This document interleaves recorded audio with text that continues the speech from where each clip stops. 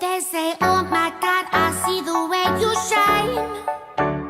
Take your hand, my dear, and place them both in mine. You know you stopped me dead while I was passing by. And now I beg to see you dance just one more time. Ooh, I see you every time.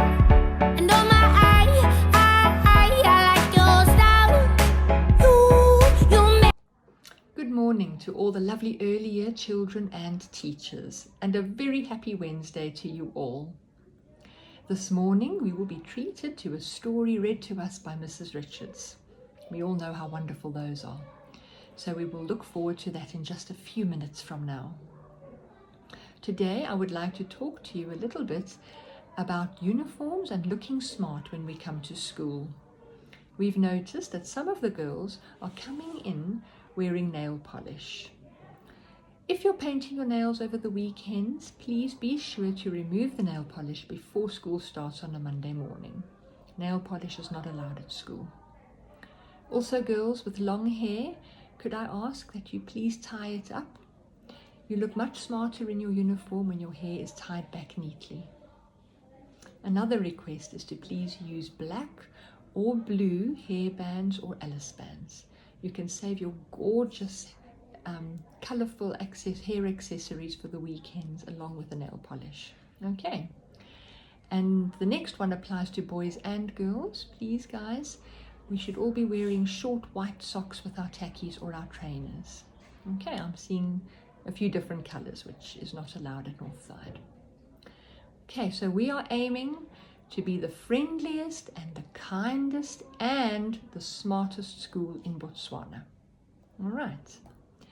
Right, it is now time to find out who has had a birthday in the last week. And we have in reception B, Lechai, in reception C, Eliza, in standard 1A, Letitia, in 1B, Jamie, in 3A, Samuel, and Mrs. Major, who I forgot to mention last week. So apologies to you, Mrs. Major, for forgetting to mention your birthday. We didn't forget her birthday. We did remember to wish her, but Mrs. Frolic forgot to mention it on Wednesday morning. In 3C, we have Callum and Sechaba. A very, very happy birthday to all of you. I hope that you had a wonderful day celebrating your special day. Right, can we all join in now and sing happy birthday to all our friends? Have a wonderful day, everybody.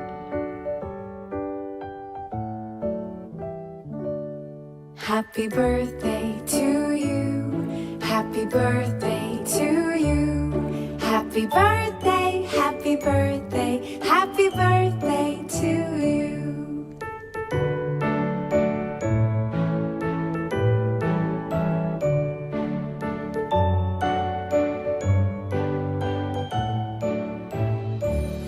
Happy birthday to you. Happy birthday to you. Happy birthday, happy birthday, happy birthday to you. Happy birthday to you. Happy birthday to you. Happy birthday, happy birthday, happy birthday to you. Happy birthday to you. Happy birthday to you. Happy birthday, happy birthday, happy birthday to you.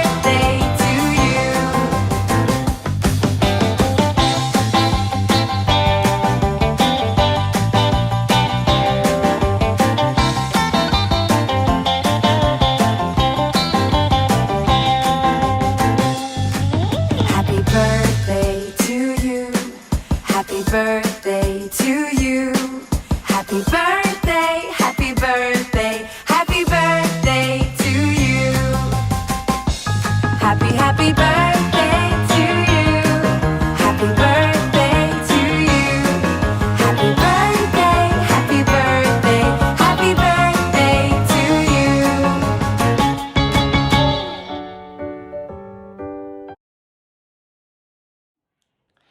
Good morning to everybody in the early years, to our teachers, our teaching assistants, to our beautiful students. Thank you very much, Mrs. Frolic, for doing the birthdays this morning, and happy birthday to all of you who've got a special day, either this week or next. I hope you have a wonderful celebration. And this morning, I'm in my own office alone, so I have removed my mask because I'm not putting anyone at any risk, and I'm able to enjoy reading you a story by one of my very favourite authors. Now, this author has given special permission to teachers all around the world to use his books during COVID-19 in a way that they feel will ensure that our children enjoy his books. So he hasn't been strict about some of the rules and regulations we need to stick to by reading other people's works online. And he said, go ahead, teachers, knock yourselves out. So I am going to have a ball with you guys this morning reading one of David Walliams' new books, The First Hippo on the Moon. I want you to sit back and enjoy the story, and I'll chat to you at the end. Right, here we are. David Walliams presents The First Hippo on the Moon. And this is illustrated by the artistic genius Tony Ross and is apparently based on a true story. Well, let's wait and see. This is the tale of two hippos with one dream: to be the very first hippo on the moon. One enormously rich hippo, Hercules Waldorf Franklin III, paid for a gigantic hippo space center to be built to blast him there.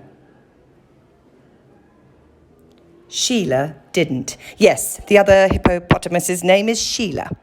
One morning she announced, I want to be the first hippo on the moon. But Sheila, said the giraffe friend, you don't have a space rocket. Then we'll make one, Keith, Sheila replied. Yes, the giraffe's name was Keith. Us hippos like to dream big.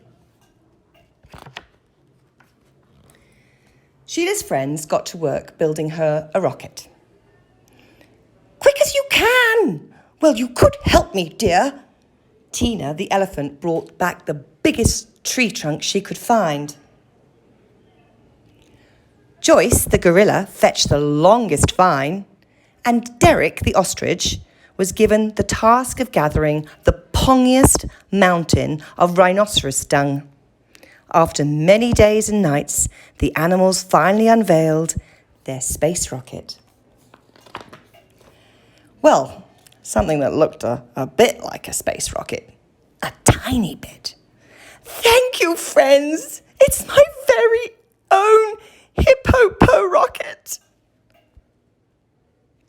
All they needed to do now was ignite the rhino dung and blast Sheila into space. But how? Try rubbing those two spiky thingy-bobs together to create a spark, instructed the hippopotamus. Oh, thank you very much, dear. Okay, let's go, Sheila announced. Is your bottom hot too? Boiling, dear. Dream big, everyone. 3, 2, 1, blast! But before Sheila could say off, it started raining. It rained and rained and rained. It was rainy season. It didn't stop raining for 5 long months. The moment the rain stopped, Sheila began her countdown again. 3, 2, 1, blast off! Zoom! The hippo rocket shot up into the sky. The hippopotamus watched as the earth became smaller and smaller and the moon became bigger and bigger. But in deep space, disaster struck. Sheila was so busy munching on her shrub sandwiches that she didn't spot what was hurtling towards her. A giant asteroid. Boom! The hippo rocket smashed into hundreds of pieces, sending the shocked hippopotamus spinning wildly through space. She tumbled towards the moon. To her astonishment, Sheila had landed on top of the other hippopotamus, just as he was taking his very first hippopo step on the moon's surface. "Excuse me, I'm terribly sorry." "What on earth, I mean the moon, are you doing here?" I wanted to be the first hippopotamus on the moon." "Well, you're not. I am. Hercules Waldorf Franklin III. Remember that name, the name of the very first hippopotamus on the moon." "Can't we both be the first hippopotamuses on the moon?" "No, just look at you. Call yourself a hippopostronaut. You don't even have a hippopo spacesuit or a hippopo buggy. Get back in the hippopo rocket and buzz off now." With a tear in her eye, Sheila trudged off to the hippopo rocket. Her big dream had been crushed. As the engines roared, Hercules Waldorf Franklin III bounded towards it. "Stop! That's my hippopo rocket! Whoops! Sorry! Blast off!" Seconds later, Sheila realized that she didn't have a clue how the hippopo rocket worked. Entering the Earth's atmosphere, the hippopo rocket soon began burning up. Within moments, the hippopotamus's bottom was blazing like the sun. Sheila hit the Earth with a giant wallop.